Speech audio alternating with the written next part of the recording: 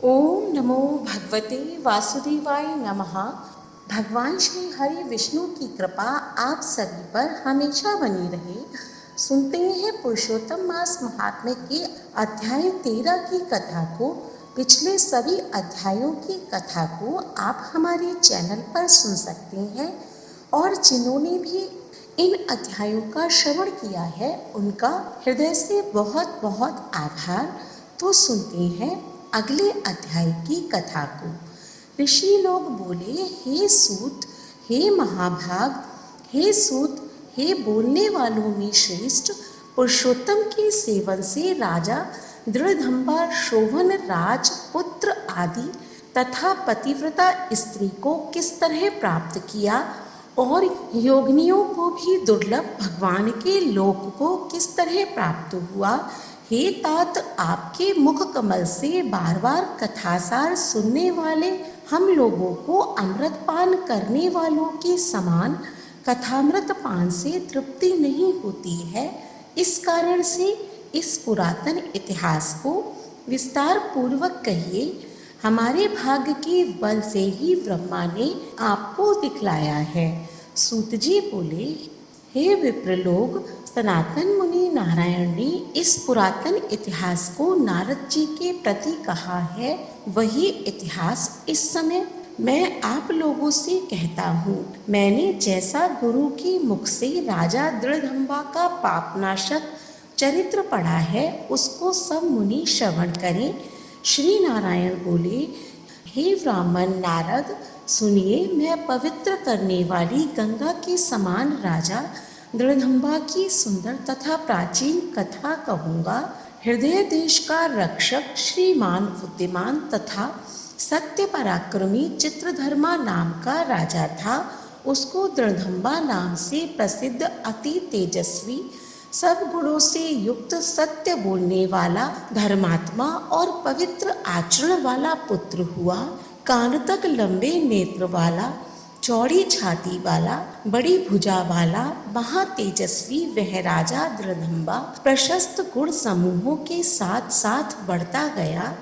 वह चतुर राजा दृढ़धम्बा प्रसन्नता के साथ गुरु के मुख से एक बार कहने मात्र से पूर्व में पढ़े हुए के समान व्याकरण आदि 6 अंगों के साथ 4 वेदों का अध्ययन कर गुरु को दक्षिणा देकर और विधि पूर्वक उनकी पूजा कर बुद्धिमान राजा गुरु की आज्ञा से पिता चित्रधर्मा के पुर को गया।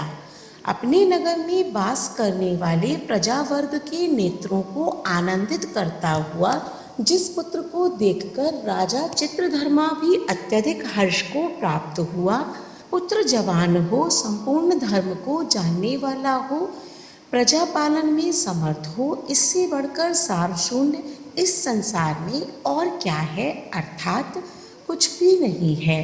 अब मैं 2 भुजा वाले मुरली वंशी को धारण करने वाले, प्रसन्न मुख वाले, शांत तथा भक्तों को अभय देने वाले श्री कृष्णचंद्र की आराधना करता हूँ।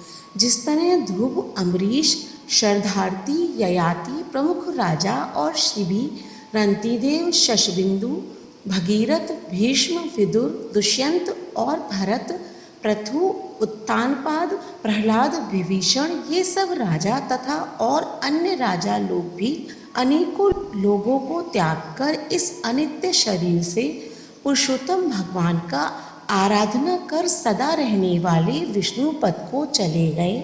उसी तरह स्त्री, मकान, पुत्र आदि में स्नेहमय बंधन को तोड़कर वन में जाकर हरि का सेवन करना हमारा भी कर्तव्य है। ऐसा मन में विचार कर समर्थ राजा दृढ़धम्बा को राज्य का भार देकर स्वयं विरक्त हो शीघ्र पुलहा ऋषि के आश्रम को चले गए। वहां जाकर संपूर्ण कामनाओं से नेह स्पृहा हो और भोजन त्याग कर हर समय मन से श्री कृष्णचंद्र का स्मरण करता हुआ तप करने लगा। कुछ समय तक तप करके वह राजा चित्रवर्मा हरि भगवान के परम धाम को चला गया। राजा दृढ़धम्बा ने भी अपने पिता की वैष्णवी गति को सुना। उस समय पिता के परम धाम गमन से हर्ष और वियोग होने से शोक युक्त राजा दृढ़धम्बा पितृभक्ति से विद्वानों के वचन में स्थित होकर पारलौकिक क्रिया को करने लगा। नीति शास्त्र में विशारद राजा दृढ़धम्बा अत्यंत शोभित पवित्र पुष्करावर्तक नगर में राज्य करने लगा। अच्छे स्वभाव वाली विदर्भ राज्य की कन्या उसकी स्त्री गुण सुंदरी नाम की थी। पृथ्वी पर रूप में उसके समान दूसरी स्त्री नहीं थी। उस गुण सुंदरी ने सुंदर चतुर शुभ आचरण वाले 4 पुत्रों को उत्पन्न किया और संपूर्ण लक्षणों से युक्त चारुमती नामक कन्या को उत्पन्न किया। चित्रवाक, चित्रवहा, मणिमान और चित्रकुंडल नाम वाले वे सब बड़े मानी शूर अपने अपने नाम से पृथक विख्यात होने लगे। राजा दृढ़धम्बा सर्वगुणी प्रसिद्ध शांत दृढ़ प्रतिज्ञ रूपवान गुणवान वीर स्वभाव से सुंदर 4 वेद और व्याकरण आदि 6 अंगों को जानने वाला वाक्चतुर धनुर्विद्या में निपुण काम क्रोध लोभ मोह मद और मात्सर्य को जीतने वाला और शत्रु समुदाय का नाश करने वाला क्षमा में पृथ्वी के समान गंभीरता में समुद्र के समान समता में पितामह ब्रह्मा के समान प्रसन्नता में शंकर के समान एक पत्नी व्रत को करने वाले दूसरे रामचंद्र के समान अत्यंत उग्र पराक्रमशाली दूसरे कार्तवीर सहस्त्रार्जुन के समान था। नारायण बोले, एक समय रात्रि में शयन किए हुए उस राजा दृढ़धम्बा को चिंता हुई कि अहो, यह वैभव किस महान पुण्य के कारण हमें प्राप्त हुआ है। ना तो मैंने तप किया, ना तो दान किया, ना तो कहीं पे कुछ हवन ही किया। मैं इस भाग्योदय का कारण किससे पूछूं?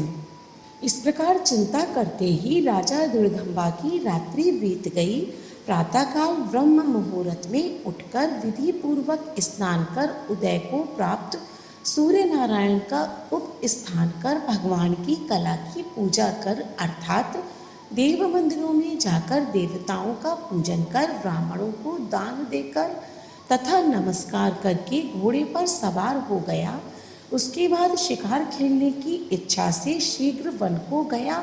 वहां पर बहुत से मृग, बरहा, सुअर, सिंह और गैयों का शिकार किया। उसी समय राजा दृढ़धम्बा के बाण से घायल होकर कोई मृग बाण सहित शीघ्र एक वन से दूसरे वन को चला गया। रुधिर गिरे हुए मार्ग से राजा भी मृग के पीछे गया, परंतु मृग कहीं झाड़ी में छिप गया और राजा उसे वन में खोजता ही रह गया। पिपासा यानी प्यास से व्याकुल उस राजा ने समुद्र के समान एक तालाब को देखा। वहां जल्दी से जाकर और पानी पीकर किनारे पर चला आया। वहां घनी छाया वाली एक विशाल बट वृक्ष को देखा। उस वृक्ष की जटा में घोड़ी को बांधकर राजा वहीं बैठ गया। उसी समय वहां पर कोई एक परम सुंदर सुग्गा राजा को मोहित करने वाली तुलना रहित मनुष्यवाणी को बोलता हुआ आया। केवल राजा को बैठे देखकर उसको संबोधित करता हुआ एक ही श्लोक को बार बार पढ़ने लगा कि इस पृथ्वी पर विद्यमान अतुल सुख को देखकर तू तत्व अर्थात आत्मा का चिंतन नहीं करता तो इस संसार के पार को कैसे जाएगा। बार बार इस श्लोक को राजा दृढ़धम्बा के सामने पढ़ने लगा। राजा उसके वचन को सुनकर प्रसन्न हुआ और उस पर मोहित हो गया कि इस शुक पक्षी ने दुख से जागने योग्य सार भरे हुए नारियल फल के समान अगम्य एक ही श्लोक को बार बार पढ़ते हुए क्या कहा। क्या ये कृष्ण द्वैपायन के श्रेष्ठ पुत्र सुखदेव जी तो नहीं हैं, जो कि श्री कृष्णचंद्र के सेवक मुझको मूढ़ और संसार सागर में डूबा हुआ देखकर राजा परीक्षित के समान कृपा करके उद्धार करने की इच्छा से मेरे पास आए हैं। इस तरह चिंता करते हुए राजा दृढ़धम्बा की सेना समीप आ गई। शुक पक्षी राजा को उपदेश देकर स्वयं अंतर्ध्यान हो गया। उस शुक पक्षी के वचन को स्मरण करता हुआ राजा अपने पुर में आकर बुलाने पर भी नहीं बोलता है और निंद्रा रहित हो उसने भोजन को भी त्याग दिया था। तब एकांत में उसकी रानी ने आकर राजा से पूछा, हे पुरुषों में श्रेष्ठ, यह मन में मलिनता क्यों हुई? हे भूपाल, पृथ्वी के रक्षक, उठिए, भोगों को भोगिए और वचन बोलिए। देवताओं से भी दुख को जानने योग्य उस शुभ पक्षी के सत्य वचन का स्मरण करता हुआ रानी गुण सुंदरी के प्रार्थना करने पर भी राजा दृढ़धम्बा कुछ नहीं बोला। पति के दुख से अत्यंत पीड़ित वह रानी भी दीर्घ श्वास लेकर अपने स्वामी की चिंता के उत्कट कारण को नहीं जान सकी। इस प्रकार चिंता में मग्न राजा का कितना ही समय बीत गया, परंतु संदेह सागर से पार करने वाला कोई भी कारण वह देख न सकी। नारद मुनि बोले, हे मुने, इस तरह चिंता को करते हुए पृथ्वीपति राजा दृढ़धम्बा का क्या हुआ सो आप कहें, क्योंकि हे मुनि, निर्मल वैष्णव चरित्र थोड़ा भी यदि सुना जाए तो पापों का नाश हो जाता है। इति श्री वृन्नारदीये पुराणे पुरुषोत्तम मास महात्म्ये त्रयोदश अध्याय हरिशरणम। जय जय श्री राधे। अगले अध्याय का श्रवण करने के लिए हमारे चैनल को सब्सक्राइब करें। आज का अध्याय पसंद आया हो तो कमेंट बॉक्स में ओम नमो भगवते वासुदेवाय नमः अवश्य लिखें। धन्यवाद।